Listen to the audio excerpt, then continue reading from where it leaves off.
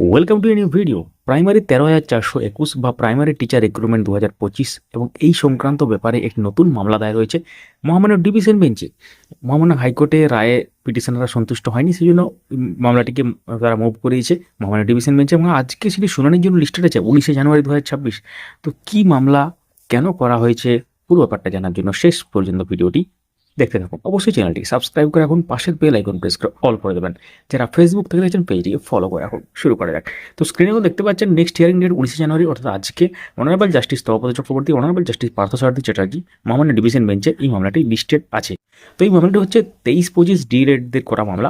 23-25 এই নিয়োগের ক্ষেত্রে 2025 রিক্রুটমেন্টের ক্ষেত্রে যেমন ব্যাপার, সেরকম 20-22-এর একটা ব্যাপার ছিল। আপনারা জানেন যে 2022 রিক্রুটমেন্ট প্রসেসে, অর্থাৎ ব্যাপারটা কি, প্রত্যেক বছর যখন নিয়োগ হয়, মানে যে বছর নিয়োগ হয়, একটা এমন ডিএলএড ব্যাচ থাকে যারা কিন্তু সাফার করে বোর্ডের ডিলের জন্য।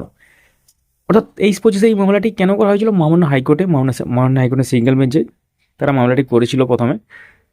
23-25 তারা বসতে পায়নি, তাদের ফাইনাল রেজাল্ট বের হয়নি এবং আলটিমেটলি তারা কিন্তু সুযোগ পায়নি, এমন একটা জাজমেন্ট এসেছিল এবং সেই রায়কে চ্যালেঞ্জ করেই এরা ডিভিশন বেঞ্চে গেছে।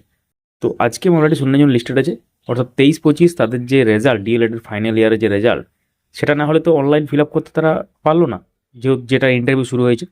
তো এই সংক্রান্ত ব্যাপারে তারা মহামান্য ডিভিশন বেঞ্চে মুভ করে। তো এরা যদি জিতে যায় কোনো কারণে, ঠিক আছে, তাতে এদেরকে কিন্তু সুযোগ দিতে হবে। যেমনভাবে আপনারা দেখলেন এর আগে 20-22-এর যে ব্যাপারটা ছিল, যদিও সেখানে আলাদা ফ্যাক্টরস ছিল, সেটা আলাদা ব্যাপার, কিন্তু তারা কিন্তু মহামান্য সুপ্রিম কোর্টে মুভ করেছিল। তো এখন যদি ডিভিশন বেঞ্চও কী হয় এখন বলতে পারবে না কেউ, পরবর্তী ক্ষেত্রে আপডেট আসবে এবং আজকে কি হলো না হলো সেটা জানার জন্য সঙ্গে থাকুন।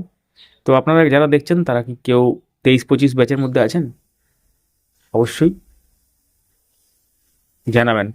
ভিডিওটি লাইক করুন, সবার সাথে শেয়ার করুন। ধন্যবাদ।